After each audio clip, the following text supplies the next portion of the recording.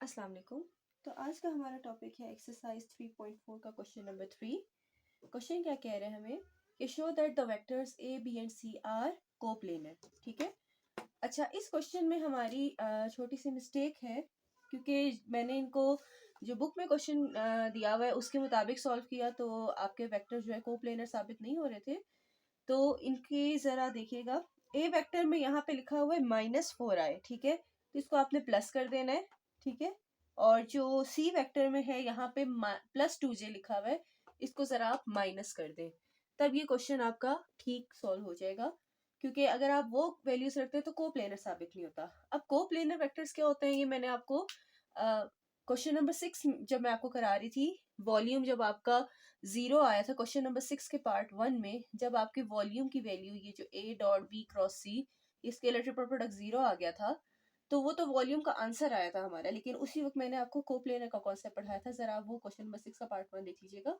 ठीक है, तो हमारा ए डॉट बी क्रॉस सी का मॉडुलस 0 होने का मतलब यही है कि ए डॉट बी क्रॉस सी बजाते खुद 0 है। ठीक है, मॉडुलस के बगैर भी ये 0 है। ठीक है, और अगर ये 0 है इसका मतलब क्या होता है कि हमारे पास ए बी और सी 3 डायमेंशन में नहीं बल्कि 2 डायमेंशन में पड़े हुए हैं। और 2 डायमेंशन का मतलब है कि वो तीनों एक ही प्लेन के ऊपर हैं, एक ही प्लेन के ऊपर लाई कर रहे हैं ए बी और सी, और ये आपस में क्या कहलाते हैं, कोप्लेनर। मतलब क्या कि जब भी आपका स्केलर ट्रिपल प्रोडक्ट 0 होगा इसका मतलब क्या है, या वॉल्यूम 0 होगा यूं कह सकते हैं, या स्केलर ट्रिपल प्रोडक्ट 0 होगा, तो आपके वेक्टर्स क्या कहलाते हैं, कोप्लेनर। यही मैंने लिखा है, if a dot b cross c equals to 0 then a b c are coplanar.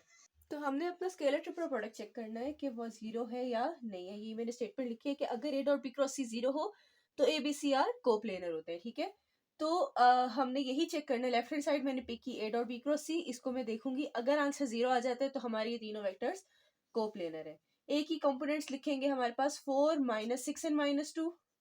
ठीक है, बी के कंपोनेंट्स लिखेंगे -1 4 एंड 3। सबसे लास्ट पे सी लिखा हुआ तो सी के कंपोनेंट्स होंगे -1 -2 एंड -3। ठीक है, सो हमारे पास ये तीनों कंपोनेंट्स आ गए इनके वेक्टर्स के। ओके, अब आपने इसका क्या लेना है, डिटर्मिनेंट। डिटर्मिनेंट कैसे लेते हैं, 4 फिक्स किया हमने, 4 3s are 12, 2 3s are 6, -6 +6 हो जाएगा फॉर्मूले की वजह से, -3 -1 से मल्टीप्लाई होकर +3 एंड 3 1s are 3, ये भी +3। ठीक है, -2 into 2 1s are 2, 4 1s are 4, तो 2 + 4 6, 6 2s are -12, 3 3 6, 6 into 6 36 and -6 into 4। ठीक है, so ये आ जाता है -24 माइनस का 12 एंड प्लस का 36, ये आ जाएगा माइनस का 36 एंड प्लस का 36, और ये आपस में कैंसिल होके क्या हो जाएंगे, 0। सो दिस इम्प्लाइज कि हमारे पास ए डॉट बी क्रॉस सी का आंसर क्या आ गया, 0, which is the right hand side.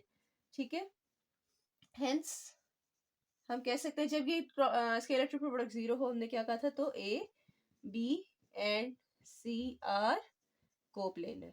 तो ये तीनों क्या है, कोप्लेनर। ओके, उम्मीद है आपको ये क्वेश्चन समझ आ गया होगा। Let's move towards part 2। तो क्वेश्चन नंबर 3 का पार्ट 2 क्या कह रहा है, find lambda if a b and c are coplanar. अब इसमें दिया हुआ है कि ये तीनों वेक्टर्स क्या है, कोप्लेनर। पार्ट 1 में हमने साबित करना था कि ये तीनों कोप्लेनर है, तो हमने तीनों का डॉट प्रोडक्ट लिया, स्केलर ट्रिपल प्रोडक्ट लिया, और वो 0 आ गया था। मतलब हमने साबित करना था कि ये 0 आना चाहिए कोप्लेनर के लिए। ठीक है, लेकिन इसमें क्या है, उन्होंने बताया हुआ है कि ये कोप्लेनर है। कोप्लेनर है तो हमारे पास गिवन क्या बात है कि हाँ, इनका स्केलर ट्रिपल प्रोडक्ट जो है वो 0 के बराबर रखना है आपने। ठीक है, साबित नहीं करना बल्कि इसको 0 के बराबर रख के सॉल्व करना है। ठीक है, गिवन है कि ये तीनों कोप्लेनर है, और आपने करना क्या है, फाइंड लेम्डा। लेम्डा फाइंड करना है। तो आपका स्केलर ट्रिपल प्रोडक्ट 0 है, वैल्यू पुट कर लेंगे 1 -2 एंड 3, 1 -2 एंड 3। बी की वैल्यूज -2 3 एंड -4, एंड सी की वैल्यूज -1 लेमडा, जे की जगह लेमडा। ठीक है, और के की वैल्यूज क्या है, 2। तो ये हमारा स्केलर ट्रिपल प्रोडक्ट है, ये 0 के बराबर रखेंगे और लेमडा की वैल्यू इसी को सॉल्व करते हुए निकल आएगी।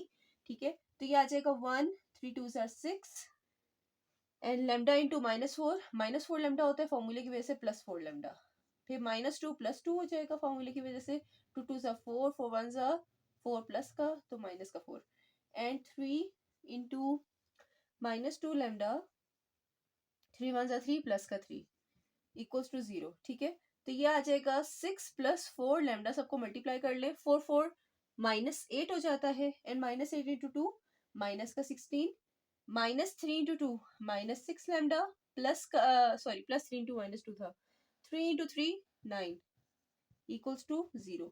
ये 4 लैम्डा -6 लैम्डा कितना हो जाएगा -2 लैम्डा -16 +9 +6 ये हो जाता है -1। ठीक है, इक्वल्स टू 0।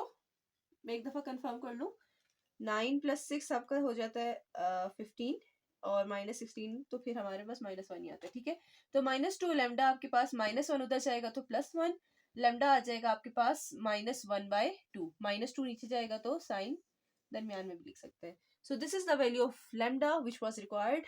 जब आपके पास गिवन हो कि तीनों कोप्लेनर है बच्चे, तो आपने स्केलर ट्रिपल प्रोडक्ट 0 के बराबर रख के सॉल्व करना है। अगर आपसे कहा गया कि प्रूव करें कि ये कोप्लेनर है, तो आपने इस स्केलर ट्रिपल प्रोडक्ट को रखना होता है और 0 के बराबर साबित करना होता है। दोनों बातों में फर्क है। उम्मीद है आपको ये समझ आ गई होगी। कोई भी सवाल हो तो मुझसे जरूर पूछिएगा। अभी के लिए अल्लाह हाफिज।